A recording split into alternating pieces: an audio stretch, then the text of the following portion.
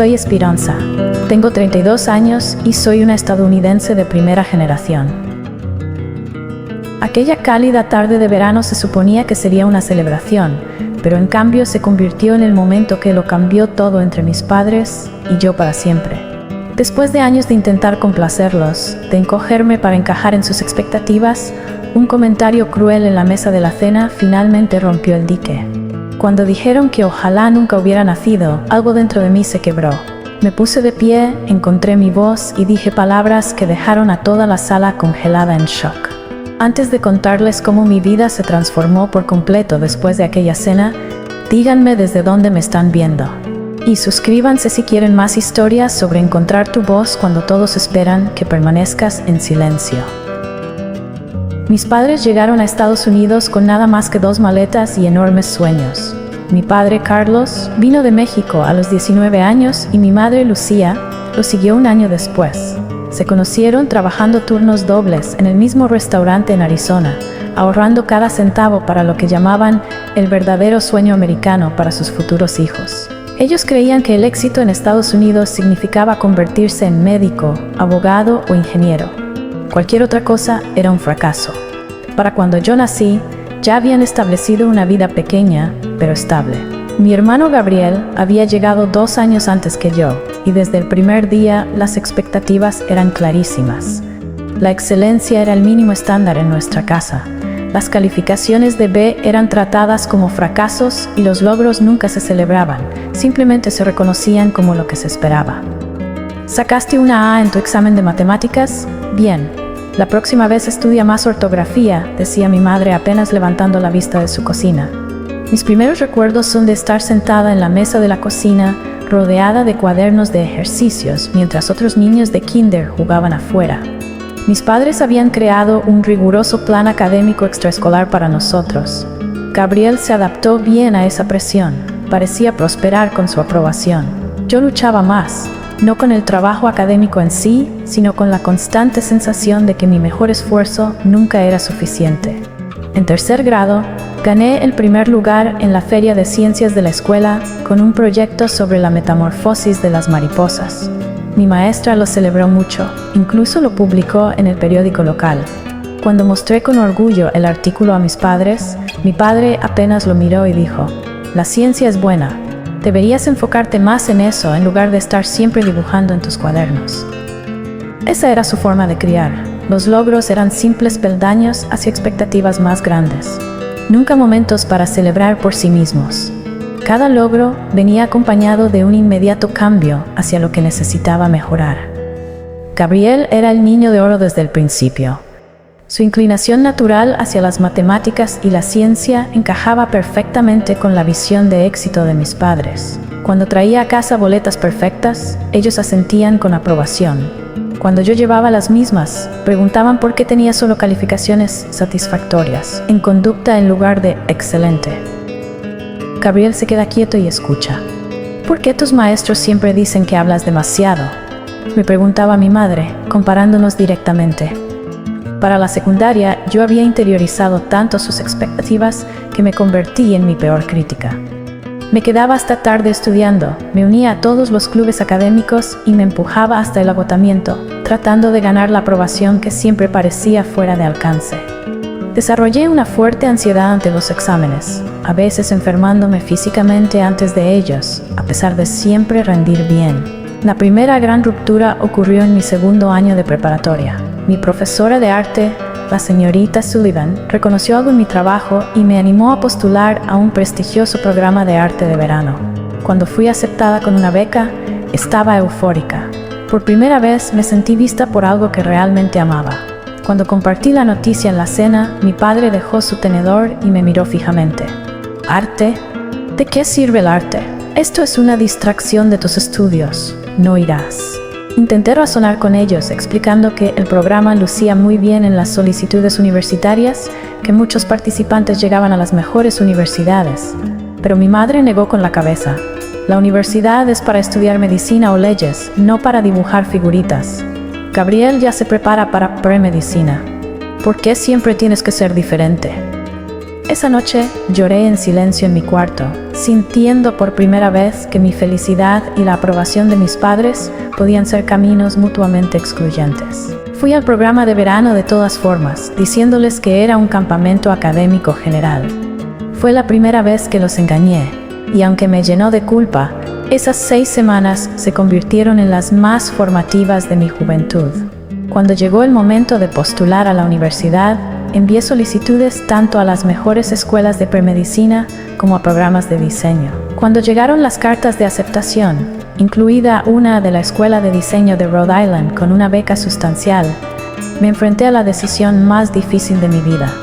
Mis padres ya habían preparado un espacio en la pared para mi diploma de medicina. La decepción en sus rostros cuando anuncié mi decisión de estudiar diseño gráfico fue algo que nunca olvidaré. No vinimos a este país para que desperdicies tu potencial, dijo mi padre, alejándose de la mesa de la cena. Durante 3 semanas, mi madre apenas me dirigió la palabra. Gabriel, ya prosperando en su programa de premedicina, se convirtió en el centro exclusivo de su atención y orgullo. Cuando partí a la universidad ese otoño, mi padre me llevó en silencio al aeropuerto, ofreciéndome solo un abrazo rígido y un recordatorio. Al menos gradúate con honores, ya que elegiste este camino. Durante la universidad me fue excelente. Estuve en la lista del decano cada semestre, gané competencias de diseño y aseguré prestigiosas pasantías. Pero cada logro recibía la misma respuesta desde casa. Eso está bien, pero ¿cuándo vas a postular a la escuela de posgrado para algo serio? Años de amor condicionado y estándares imposibles me dejaron con ansiedad paralizante y un perfeccionismo que me siguió hasta la adultez. Cada proyecto, cada fecha límite, cada relación estaba impregnada del mismo miedo. Si no era perfecta, no era nada. Ser suficiente tal como era parecía un concepto imposible. Después de graduarme summa cum laude de la escuela de diseño, rechacé una oferta de trabajo segura en Arizona, cerca de mis padres, en favor de una arriesgada pero emocionante posición inicial en una boutique de diseño en Nueva York. La reacción de mis padres fue predecible: decepción. Pero yo estaba decidida a construir mi vida en mis propios términos. Esos primeros años en Nueva York fueron una mezcla de libertad exhilarante y horarios de trabajo agotadores. Mi pequeño apartamento en Brooklyn apenas podía albergar una cama y un escritorio, pero era mío. Trabajaba 60 horas semanales, aceptando proyectos freelance los fines de semana para pagar la renta y construir mi portafolio. Cada vez que llamaba a casa, inevitablemente la conversación giraba en torno a cuándo me pondría seria sobre mi futuro. Tu prima Anna acaba de empezar la residencia médica, mencionaba mi madre con tono casual, y ya compró una casa. No les contaba sobre las cenas de ramen ni sobre las noches en que lloraba de agotamiento. Tampoco les hablaba de las pequeñas victorias, de los clientes que adoraban mi trabajo o de la creciente confianza en mis habilidades. Ellos no lo habrían entendido. Todo cambió cuando conocí a Jennifer, la directora creativa de una agencia mediana que me tomó bajo su ala tras ver mi portafolio en una conferencia de diseño. Tenía 50 años, era exitosa y completamente descarada respecto a sus elecciones de vida y carrera. La primera vez que elogió mi trabajo sin añadir una crítica, casi lloro. «Tienes una perspectiva única, Esperanza», me dijo mientras tomábamos café. «Deja de intentar que tu trabajo sea perfecto y comienza a hacerlo auténtico». Jennifer se convirtió en la mentora y el sistema de apoyo que nunca había tenido. Jennifer me impulsó creativamente, celebró mis sin condiciones y, lo más importante, me mostró cómo se ve un apoyo saludable. Me presentó a su red de contactos, me recomendó para proyectos que estaban más allá de mi nivel de experiencia y estuvo a mi lado cuando inevitablemente cometí errores. El fracaso es información, solía decir. Reúnela y sigue adelante. Fue en una de las cenas de Jennifer donde conocí a David, un escritor de una importante publicación que veía el mundo en palabras de la misma manera en que yo lo veía en imágenes. Nuestra conexión fue inmediata y profunda. Por primera vez experimenté lo que se sentía al ser plenamente vista y aceptada. David escuchaba mis historias de infancia con creciente preocupación. «Esperanza, eso no son altas expectativas», dijo con suavidad después de que compartí un recuerdo particularmente doloroso. «Ese es abuso emocional». Al principio desestimé su preocupación, defendiendo a mis padres como estrictos pero bien intencionados. Pero a medida que nuestra relación se profundizaba durante los siguientes 2 años, comencé a ver la dinámica familiar a través de sus ojos y con la ayuda de las sesiones de terapia que finalmente reuní el valor de asistir. Cuando David y yo decidimos mudarnos juntos, la reacción de mis padres fue severa. Lo vieron no solo como un rechazo de sus valores, sino como un fracaso personal como padres. Mi madre lloró por teléfono, lamentando la vergüenza que yo estaba trayendo a la familia al vivir en pecado. Mi padre envió un largo correo electrónico detallando cada sacrificio que habían hecho por mí y cómo yo les estaba pagando con falta de respeto. A pesar de esta tensión, mi carrera comenzó a florecer. A los 27 años, gané un importante premio de la industria por una campaña que diseñé para una organización sin fines de lucro. Fue publicada en varias revistas de diseño y me invitaron a dar conferencias. Cuando se difundió la noticia, Jennifer me organizó una fiesta sorpresa para celebrarlo. David me escribió una hermosa tarjeta diciéndome lo orgulloso que estaba. Mis padres, cuando los llamé para compartir la noticia, respondieron: "Eso está bien, pero sabes que solo son dibujitos". Gabriel acaba de publicar su primer artículo de investigación médica. Esa noche, algo se rompió entre David y yo.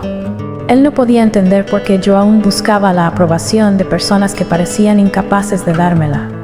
Tuvimos nuestra primera gran pelea, con él presionándome para que estableciera límites más firmes con mis padres.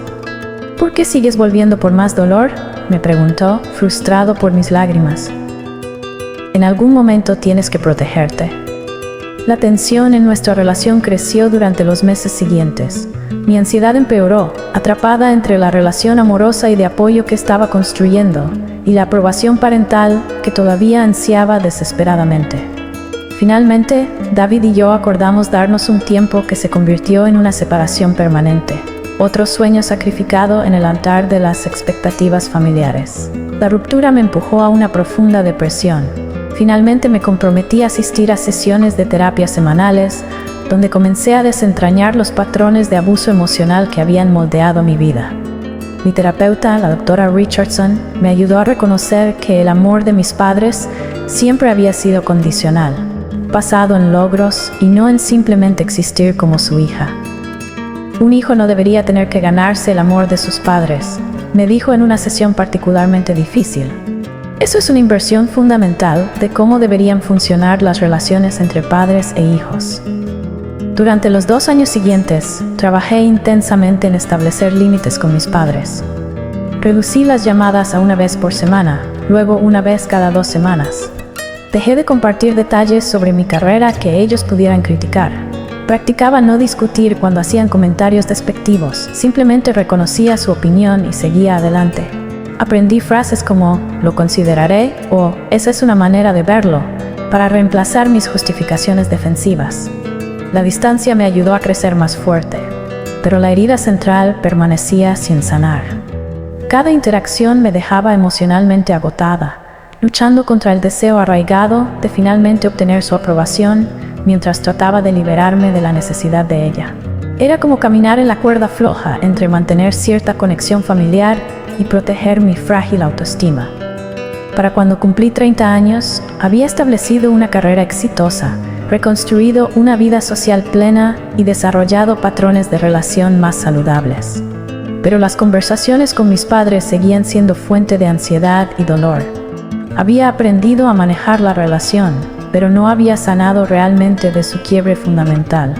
Cuando llegó a mi buzón la invitación grabada en relieve para el 35º aniversario de boda de mis padres, sentí el nudo familiar formarse en mi estómago. Habían pasado 3 años desde que había estado en casa, más de una breve visita de Navidad. Aunque nuestra relación se había estabilizado en una conexión distante, pero civilizada, la perspectiva de una reunión familiar completa me llenaba de temor. Llevé la invitación a mi siguiente sesión de terapia con la doctora Richardson. ¿Qué quieres hacer?, me preguntó después de que pasé 20 minutos enumerando todas las razones por las que debía y no debía asistir. Quiero ser el tipo de hija que puede celebrar el matrimonio de sus padres sin ansiedad, admití. Quiero ser normal. Normal es relativo, dijo ella con una sonrisa suave. Pero si eliges ir, trabajemos en establecer algunos límites que te ayuden a sentirte segura. Juntas desarrollamos estrategias. Reservaría un hotel en lugar de quedarme en su casa. Limitaría mi visita a 2 días en lugar de la semana completa que mi madre había pedido. Prepararía temas de conversación neutrales y practicaría estrategias de salida para momentos incómodos. Y lo más importante, fijaría la intención de mantenerme firme en mi propio valor sin importar comentarios ni críticas. Recuerda, dijo la doctora Richardson al terminar nuestra sesión, eliges asistir como adulta. Tienes el poder de comprometerte o retirarte según sea necesario. En las semanas previas al viaje, me obsesioné con encontrar el regalo perfecto para el aniversario. Finalmente encargué un marco de fotos de plata hecho a mano a un artesano con el que había trabajado profesionalmente, grabado con su fecha de boda y un simple mensaje. 35 años de familia. Me costó casi $1,000, un lujo que apenas podía permitirme, pero sentí que era necesario para evitar críticas. Pasé casi el mismo tiempo eligiendo mi atuendo. Nada demasiado llamativo o creativo que pudiera provocar comentarios sobre mi temperamento artístico, nada demasiado informal que pudiera parecer irrespetuoso, nada demasiado formal que pudiera parecer que intentaba demasiado. Finalmente opté por un vestido azul marino conservador que ocultaba mis 2 pequeños tatuajes y lucía profesional sin ser ostentoso. Cuando mi vuelo aterrizó en Arizona, el calor del desierto me golpeó como un recordatorio físico de todo lo que había dejado atrás. Recogí mi coche de alquiler y me registré en el hotel, tomándome 30 minutos adicionales para retocar mi maquillaje y cabello antes de conducir hasta la casa de mis padres. Con cada milla, repasaba los consejos de mi terapeuta. Mantente presente, recuerda tus límites. Eres una adulta visitando a otros adultos. La evaluación crítica de mi madre comenzó en el mismo instante en que abrió la puerta. Esperanza, te ves cansada y has perdido peso. ¿Estás comiendo? No hubo hola, no hubo abrazo, solo evaluación inmediata. Mi padre fue más reservado, ofreciendo un abrazo rígido antes de volver al televisor mientras yo ayudaba a mi madre en la cocina. En cuestión de minutos ya había mencionado a Gabriel 3 veces, incluyendo actualizaciones sobre su prestigioso puesto de investigación y el embarazo de su esposa, Mariah. Tu hermano nos hará abuelos para Navidad, dijo con la implicación flotando pesadamente en el aire. ¿A tu edad? Yo ya los tenía a ambos. Respiré hondo y usé una de mis respuestas practicadas. Me alegro por Gabriel y Mariah. Es una noticia maravillosa. La modesta casa de mis padres había sido transformada para la fiesta de aniversario. Los muebles de la sala fueron reacomodados para acomodar más asientos y la mesa del comedor se había alargado con piezas alquiladas para 16 personas. Mi madre había pasado días cocinando platos tradicionales mexicanos junto con favoritos estadounidenses para agradar a todos los invitados. A las 6 en punto, la casa comenzó a llenarse de parientes. Llegaron primero la tía Claudia y el tío Miguel con sus 3 hijos, todos con carreras profesionales que mi madre se aseguró de mencionar repetidamente durante las presentaciones. Lucía Jr., farmacéutica. Antonio, terminando la escuela de leyes. Carmen, ya aceptada en un doctorado a los 23. Y luego, con menos entusiasmo. Y Esperanza, diseña anuncios en Nueva York. Llegaron después los hermanos de mi padre, incluida mi tía favorita, Teresa, quien siempre había mostrado un interés genuino en mi vida y carrera. Me abrazó con calidez y susurró: vi tu trabajo para esa gran campaña de cosméticos. Fue hermoso. Su pequeño gesto de bondad casi me hizo llorar. A medida que más parientes llenaban la casa, el volumen de las conversaciones aumentaba junto con mi ansiedad. Cada interacción parecía incluir alguna versión de las mismas preguntas. ¿Todavía solo haces diseño gráfico? ¿Todavía no te has casado? ¿Sin hijos en camino? Apenas había escapado de una incómoda conversación con mi primo Javier sobre congelar mis óvulos antes de que sea demasiado tarde, cuando Gabriel y Mariah llegaron aclamados con adoración universal. Mi madre prácticamente resplandecía mientras guiaba a Mariah, visiblemente embarazada, hacia la silla más cómoda de la sala. Gabriel, elegante en su traje a medida, recorría la sala con la confianza natural de alguien que nunca había cuestionado su lugar en la jerarquía familiar. Para mi sorpresa, cuando llegó hasta mí, su abrazo fue genuino y cálido. «Te he echado de menos, hermanita», dijo, sosteniéndome a distancia. «Nueva York te sienta bien, te ves genial». Por un momento vislumbré al hermano con el que había sido tan cercana de niña, antes de que las expectativas parentales nos separaran en caminos distintos. Pero el momento fue breve, interrumpido por mi madre llamando a todos a sentarse para la cena. El arreglo de los asientos lo decía todo. Mis padres en cada extremo de la larga mesa. Gabriel y María en lugares de honor junto a mi padre. Yo situada entre el anciano tío Ramón, con problemas de audición, y mi prima adolescente Sofía, que pasó la mayor parte de la cena escribiendo mensajes bajo la mesa. A medida que circulaban las bandejas de comida, sentía mi cuerpo tensarse como un resorte, hiperatenta a cada mirada, cada comentario que pudiera contener una crítica encubierta. Controlaba cuidadosamente mi postura, mis modales en la mesa, la cantidad de comida en mi plato, todo mientras mantenía una expresión agradable que hacía doler mi rostro. La celebración apenas comenzaba, y yo ya estaba exhausta de la actuación. La lámpara antigua de araña que mi padre había restaurado años atrás iluminaba la sala con una luz suave. Las copas de cristal brillaban junto a los platos de porcelana fina que mi madre solo usaba en ocasiones especiales. El escenario perfecto para mantener la imagen que mis padres siempre habían trabajado por sostener, hermoso pero delicado, listo para romperse con el más mínimo error. Mi padre se levantó para ofrecer el primer brindis de la velada. Con la copa de cristal en alto comenzó. Hace 35 años me casé con la mujer más hermosa y trabajadora de Arizona. Sonrió a mi madre. Juntos construimos una vida, un hogar y criamos hijos que nos hacen sentir orgullosos. Su mirada se desvió hacia Gabriel. Nuestro hijo, el doctor, siguiendo los pasos de las mentes más brillantes de la medicina, pronto nos convertirá en abuelos y continuará nuestro legado familiar. Esperé alguna mención hacia mí, algún reconocimiento de mi existencia como su hija. Nunca llegó. Terminó su brindis con más elogios hacia mi madre y se sentó, recibiendo murmullos de aprobación de toda la familia reunida. La omisión era tan esperada que debería haberme inmunizado, pero algo en ese borrado público dolió con más fuerza que nunca. Tomé un largo sorbo de vino y me concentré en cortar mi pollo en pedazos perfectamente uniformes.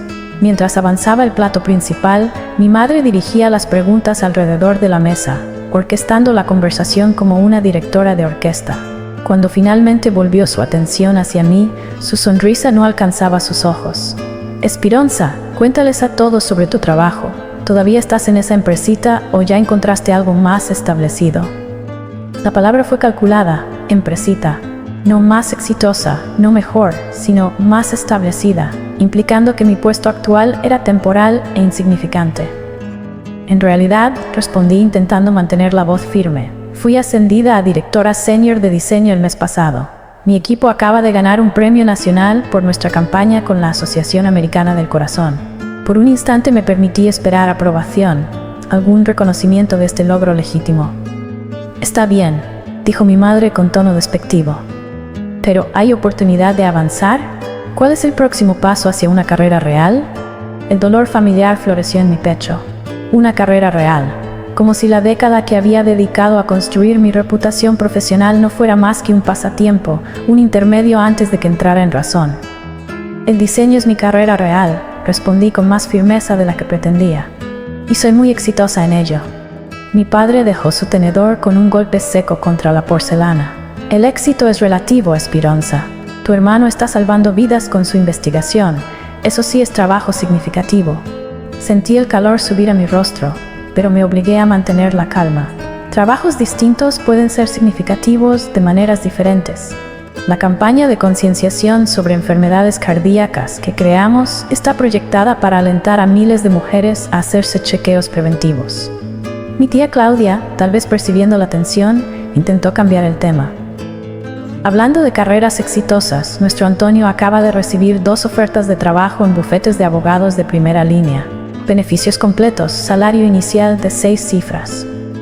Ella sonrió con orgullo a su hijo, que tuvo la decencia de lucir un poco incómodo. Ese es el tipo de estabilidad que los padres esperan, añadió mi madre con tono punzante. Seguridad, respeto, un camino claro hacia adelante. Probé otro enfoque. La industria creativa ha cambiado mucho. ¿Sabían que ahora las grandes corporaciones valoran el design thinking como estrategia central de negocios? Apple ha demostrado que el diseño impulsa tanto la innovación como las ganancias. Mi padre agitó la mano con desdén. Las empresas siempre necesitarán médicos, abogados, ingenieros. Esas modas artísticas van y vienen. Sentí como la conversación se me escapaba, como mi identidad profesional es reducida con cada intercambio. Busqué otro tema neutral. La comida está deliciosa, mamá. Te has superado con los chiles rellenos. Pero mi madre no estaba lista para soltar el hilo. La semana pasada me encontré con Sofía Martínez, dijo refiriéndose a una amiga de mi infancia. Su hija tiene tu edad. Acaba de terminar la residencia, neurología pediátrica, y se casó con un doctor también. La comparación implícita flotó en el aire. Asentí y tomé otro bocado de comida que ahora sabía a cartón. Mi tío Miguel se inclinó hacia adelante. ¿Sabes? Un amigo mío tiene un hijo más o menos de tu edad, muy guapo, muy exitoso, arquitecto. Podría presentártelo. Antes de que pudiera responder, mi madre intervino. Sería maravilloso. Espironza necesita pensar en asentarse pronto. A los 32 ya no eres joven. La conversación sobre mis perspectivas románticas continuó a mi alrededor como si yo no estuviera presente, con mis tías y tíos sugiriendo candidatos, y mi madre lamentando mi exigencia y mis prioridades poco convencionales. Me sentí encogerme en mi silla, haciéndome más pequeña, menos visible con cada minuto que pasaba. Cuando Gabriel intentó desviar la conversación hacia terreno más seguro, preguntando por mi reciente viaje de trabajo a California, mi padre lo interrumpió. Lo que Espironza necesita es mudarse de nuevo a Arizona. La familia es todo. Andar persiguiendo modas en Nueva York, ¿para qué? ¿Diseñar anuncios que nadie recuerda una semana después? El desprecio a toda mi vida laboral me golpeó duro, pero mantuve la compostura. He construido una vida que amo en Nueva York. Mi trabajo es desafiante y gratificante. Mi padre negó con la cabeza. La verdadera gratificación es criar una familia, construir algo que dure, no estos proyectos temporales. Carlos, intervino suavemente mi tía Teresa. Cada quien encuentra satisfacción de manera distinta. No, insistió mi padre, elevando un poco la voz. Algunas decisiones son objetivamente mejores que otras. Algunos caminos llevan a una verdadera contribución. Otros son puro egoísmo. La mesa cayó en un silencio incómodo. Clavé la mirada en mi plato, rogándome no llorar, no mostrar cuánto me herían sus palabras. Mi madre, tal vez sintiendo que la tensión había llegado demasiado lejos, intentó suavizar. Lo que tu padre quiere decir es que queremos seguridad para ti. Sacrificamos todo para darte oportunidades y a veces tememos que estés desperdiciando tu potencial. Desperdiciando tu potencial. La frase que me había perseguido desde la infancia, la cuchilla sutil que había torcido en mi corazón por décadas. No estoy desperdiciando nada, dije en voz baja. Estoy usando mis talentos en maneras que tienen sentido para mí. Mi padre empujó un poco hacia atrás su silla, un gesto que reconocí de niña como señal de advertencia de su frustración. Si te hubieras convertido en doctora como esperábamos, como tu hermano, entenderías lo que es un impacto real. Hizo una pausa, su voz cargada con décadas de decepción contenida. A veces pienso que nos enfocamos demasiado en Gabriel y no lo suficiente en corregir tu camino. La sala pareció detenerse. Mi madre colocó una mano en su brazo, pero él continuó.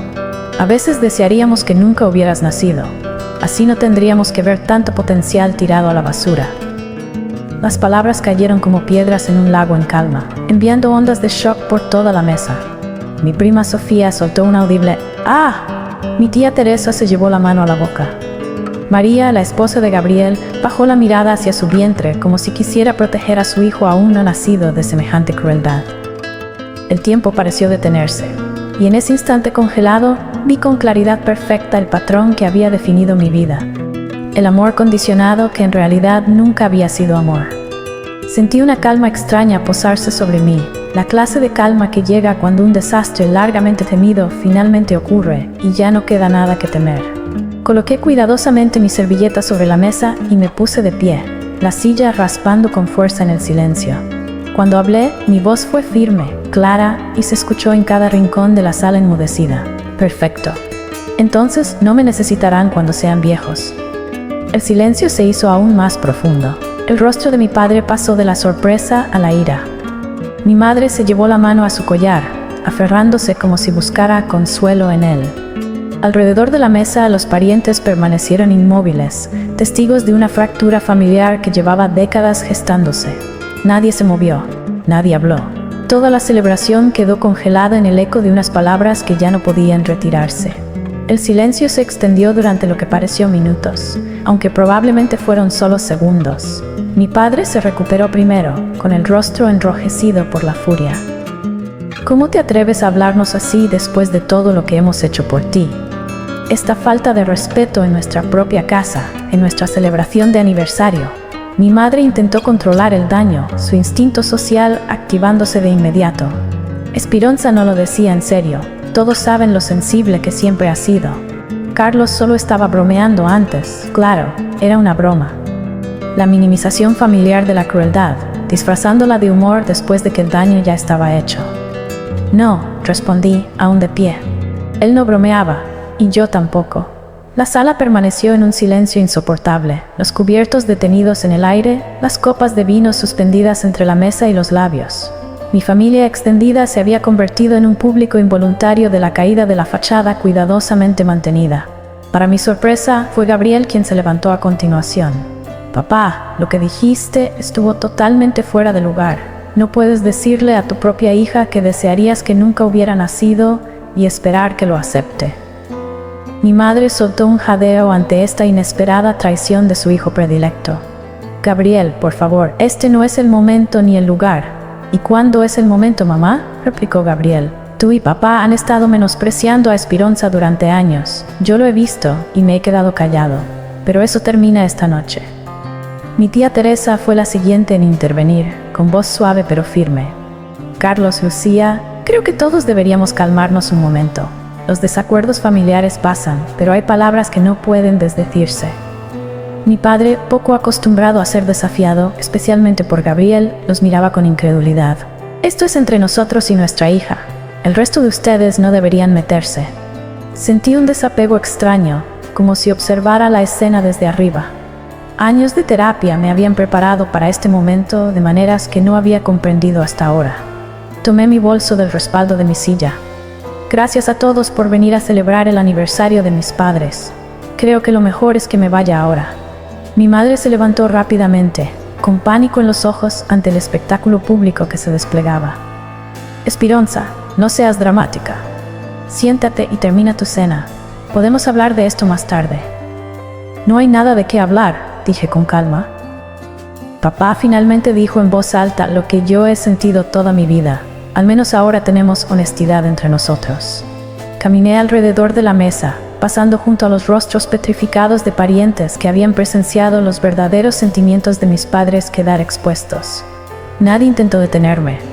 En el umbral del comedor miré brevemente hacia atrás, cruzando la mirada con Gabriel, quien me dio un pequeño asentimiento de apoyo. Afuera, el aire fresco del desierto golpeó mi rostro, claro y purificador.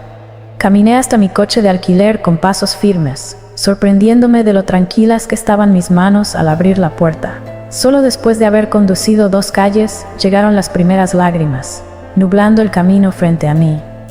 Me detuve en un estacionamiento vacío de una iglesia, apagué el motor y finalmente dejé que toda la fuerza de la emoción me arrasara. 32 años intentando ganar un amor que debió ser dado libremente. 32 años midiéndome contra estándares imposibles. 32 años sintiéndome nunca suficiente. Pero debajo del dolor había algo inesperado, alivio. La farsa había terminado. Lo peor que había temido toda mi vida finalmente había sucedido. Y yo lo había sobrevivido. Más que sobrevivido, me había mantenido firme. Mientras estaba sentada en el coche a oscuras, mi teléfono comenzó a vibrar con mensajes de texto. El primero fue de mi primo Antonio. Lo que dijo tu papá fue horrible. No merecías eso. Después mi tía Teresa. Lo siento mucho, cariño, llámame si necesitas hablar. 3 llamadas perdidas de mi madre pero sin dejar mensajes de voz. Y luego, sorprendentemente, un mensaje de Gabriel. ¿Puedo verte? ¿Dónde te estás quedando? Le envié el nombre de mi hotel, sin estar segura de querer compañía, pero conmovida por su inesperada alianza. En menos de 1 hora escuché un golpe en la puerta de mi habitación. Allí estaba Gabriel, la corbata floja, luciendo más angustiado de lo que lo había visto en años. Debí haber dicho algo hace años, fueron sus primeras palabras al entrar. Los vi destruirte poco a poco, y no dije nada porque era más fácil para mí mientras su atención estaba en lo que tú hacías mal. Hablamos hasta pasada la medianoche, desenredando las complejas dinámicas que habían moldeado nuestra relación. Gabriel confesó que su perfecta obediencia había sido su propia prisión, que había perseguido la medicina en parte por interés genuino, pero sobre todo por miedo a decepcionar a nuestros padres. La diferencia entre nosotros, me dijo, es que tú tuviste el coraje de seguir tu propio camino a pesar del costo. Yo nunca lo hice. A medida que avanzaba la noche, me hizo la misma pregunta que yo misma me había hecho al salir de aquella cena. ¿Y ahora qué? No lo sé, respondí con honestidad, pero por primera vez siento que es mi decisión. Cuando Gabriel se fue, prometiendo llamarme al día siguiente, sentí una mezcla extraña de duelo y liberación más fuerte que nunca. Algo se había roto irreparablemente en aquella mesa de cena, pero algo más, algo vital dentro de mí, finalmente se había liberado. Esa noche, sola en la tranquila habitación del hotel, dormí más profundamente de lo que había dormido en años. La primera semana después de regresar a Nueva York, pasó como un torbellino de procesamiento emocional. Llamé al trabajo para reportarme enferma durante 2 días, algo que nunca había hecho antes, dándome tiempo para sentarme con la enormidad de lo que había sucedido. Mi teléfono mostraba una docena de llamadas perdidas de mi madre, pero ni una sola de mi padre. Todavía no podía obligarme a escuchar sus mensajes de voz. Jennifer notó mi distracción cuando regresé al trabajo y me invitó a hablar en su oficina después del horario laboral. Me encontré contándole todo, las palabras saliendo en una corriente que no podía detener. En lugar de la torpe simpatía que esperaba, Jennifer compartió su propia historia de alejamiento familiar. La familia no siempre es la que te toca al nacer, me dijo mientras servía 2 pequeños vasos de whisky de su cajón. A veces la familia es la que eliges, la que ve tu valor sin exigirte probarlo constantemente. Sus palabras se quedaron grabadas en mí mientras navegaba el extraño nuevo territorio de ser honesta sobre mi dinámica familiar. Durante años había mantenido la ficción de una familia estricta, pero solidaria. Ahora comencé a contar mi verdad. Primero a mis amigos más cercanos, luego a mi terapeuta y poco a poco a un círculo más amplio que conocía la historia real. Tienes derecho a limitar el contacto con personas que te hieren, incluso si son tus padres, me recordó la doctora Richardson en una intensa sesión de terapia. Eso no es egoísmo ni ingratitud, es autopreservación. Para la 3ª semana, todavía no había hablado directamente con ninguno de mis padres, aunque finalmente escuché los mensajes de voz de mi madre. Seguían un patrón predecible. Primero, exigencias de que me disculpara por hacer una escena, luego, intentos de minimizar lo que había pasado, y al final culpa, diciendo cuánto había arruinado mi comportamiento su día especial. Ni una sola vez reconoció ni se disculpó por las crueles palabras de mi padre. Gabriel me llamaba con regularidad, convirtiéndose en una fuente inesperada de apoyo. Me contó que nuestros padres les decían a los parientes que yo había exagerado por una simple broma, presentándose a sí mismos como víctimas de mi sensibilidad. ¿De verdad no lo ven?, dijo con tono incrédulo. Honestamente creen que no hicieron nada malo. Un mes después de la cena tomé una decisión que me sorprendió incluso a mí. Eliminé la información de contacto de mis padres de mi teléfono. No los bloqueé, simplemente borré los números para no sentir la compulsión de llamarlos en momentos de debilidad. Fue un pequeño acto de liberación, pero con un significado enorme. Profesionalmente algo inesperado comenzó a suceder. Sin la ansiedad constante de buscar la aprobación de mis padres, comencé a asumir más riesgos creativos, a hablar con más confianza en reuniones y a elegir proyectos que me parecían significativos, no solo los que sonarían impresionantes cuando se los describiera a oídos críticos. Jennifer notó el cambio de inmediato. Sea lo que estás enfrentando en lo personal, te está convirtiendo en una diseñadora más fuerte. Tu trabajo siempre fue técnicamente excelente, pero ahora tiene corazón. Comencé a construir lo que Jennifer llamaba una familia elegida, profundizando conexiones con amigos que me valoraban exactamente como era. Las cenas de domingo en mi apartamento se volvieron una tradición, llenando mi hogar de risas y afecto genuino. Mi amiga Zoe, una fotógrafa que también había escapado de una familia tóxica, se volvió especialmente cercana, ofreciéndome la relación casi fraternal que nunca había tenido. La muralla cuidadosamente construida entre mi dolor personal y mi vida profesional comenzó a desmoronarse. En una conferencia de diseño di una presentación sobre encontrar una voz auténtica en el trabajo creativo, entrelazando elementos de mi propia historia sin mencionar directamente a mi familia. La respuesta fue abrumadora, asistentes haciendo fila después para compartir historias similares. Pusiste en palabras algo que he sentido toda mi carrera, me dijo una joven diseñadora con lágrimas en los ojos. Casi 3 meses después del incidente de la cena, Gabriel me llamó con una noticia que lo cambió todo. Papá tuvo un infarto leve ayer. Está estable, pero mamá insiste en que vengas de inmediato.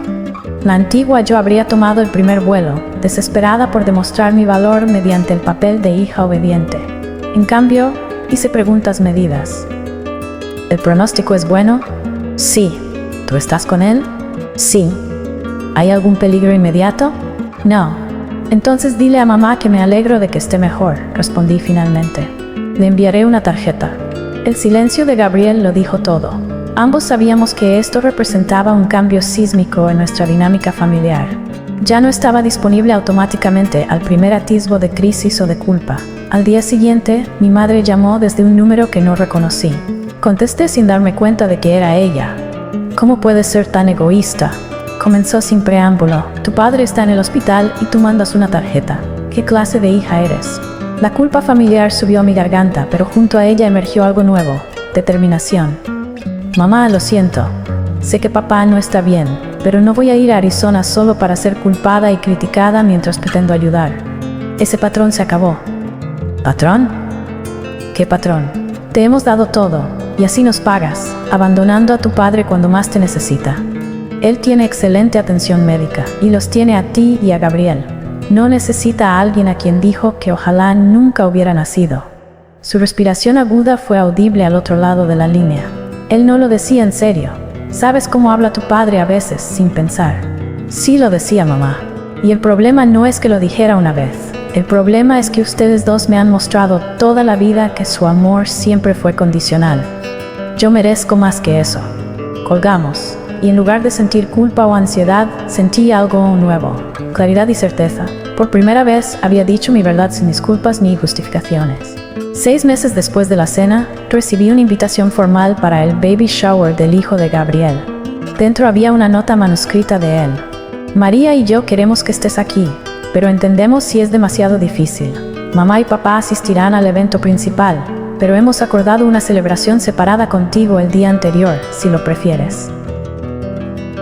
El simple hecho de que mi hermano negociara este arreglo, reconociendo la disfunción familiar en lugar de presionarme a fingir que todo estaba bien, me conmovió profundamente. Decidí asistir a la celebración separada, una decisión que se sintió como elegirme a mí misma, mientras aún mantenía los vínculos que realmente importaban. Esa pequeña victoria condujo a otras. Comencé a establecer límites claros en todas las áreas de mi vida, en proyectos laborales que ya no aceptaba, en relaciones románticas donde detectaba patrones poco saludables. Dejé de disculparme por mi éxito, mis elecciones, mi mera existencia. 9 meses después de la cena, mi padre me llamó. Casi no contesté, pero ganó la curiosidad. Esperanza, dijo con una voz más envejecida de lo que recordaba. Tu madre piensa que debería hablar contigo. No era una disculpa, ni siquiera un reconocimiento de que había algo que reparar. Aún así, fue el primer contacto directo que él había iniciado. Te escucho, respondí con voz neutral. Lo que dije en la cena estaba frustrado. Siempre has sido tan terca, tan empeñada en hacer las cosas a tu manera. Esperé dándole espacio para continuar. El silencio se alargó incómodo. Finalmente cambió de tema. Gabriel dice que te va bien en Nueva York. Así es, confirmé sin añadir más. A tu madre le gustaría que vinieras en Navidad. No estoy lista para eso, dije con honestidad. Pero gracias por llamar, papá. Fue una conversación breve, torpe, que no resolvió nada, pero representó un pequeño cambio. Él había dado el paso de tender la mano, aunque de forma insuficiente. Yo había mantenido mis límites sin ira. Era un comienzo, no de reconciliación total, sino de reconocimiento de que la relación había cambiado para siempre. Al cumplirse 1 año desde la cena, mi vida tenía un nuevo ritmo que priorizaba mi bienestar. Hablaba con Gabriel semanalmente, intercambiaba correos breves con mi madre y había tenido un par de conversaciones cortas con mi padre. Finalmente acepté una videollamada con ambos para conocer al bebé de Gabriel. Mi terapeuta me ayudó a prepararme. Recuerda, no eres responsable de sus emociones ni de sus reacciones. Puedes terminar la llamada si se vuelve tóxica. La llamada fue tensa pero civilizada. Mis padres se derritieron con el nieto mientras yo observaba con la distancia emocional que había construido para protegerme. Cuando mi madre soltó un comentario insinuando que ser abuela es la mayor alegría de la vida, simplemente sonreí y cambié de tema. Durante ese periodo recibí la validación más inesperada de mi carrera, una nominación a diseñadora del año por una prestigiosa organización. En la gala de premios en Los Ángeles, invité a Jennifer, Zoe y 2 amigos cercanos, mi verdadera familia elegida, para acompañarme. No invité a mis padres. No fue un acto de venganza, sino de autocuidado. La noche que gané, de pie en el escenario con mi familia elegida vitoreando desde la primera fila, sentí que se cerraba un círculo vital. La validación que pasé décadas buscando en mis padres había llegado, en cambio de mi propia dedicación y de la comunidad que construí a mi alrededor. Ya no necesitaba que mis padres reconocieran mi valor para creer en él yo misma. 1 año y 3 meses después de la cena, me encontré frente a ellos en un restaurante neutral. Condiciones claras establecidas de antemano. Nada de críticas a mi carrera, nada de comentarios sobre mi vida personal y, lo más importante, un reconocimiento del daño causado en la cena de aniversario. Mi padre, notoriamente más envejecido, aclaró la garganta torpemente mientras llegaban los aperitivos. Tu madre y yo hemos estado hablando, con ayuda de Gabriel y nuestro sacerdote. Lo que dije en la cena estuvo mal. Nunca debí decir que deseábamos que no hubieras nacido. No era una disculpa completa, más bien una retractación de una frase puntual, pero era más de lo que había esperado. Gracias por decirlo, respondí simplemente.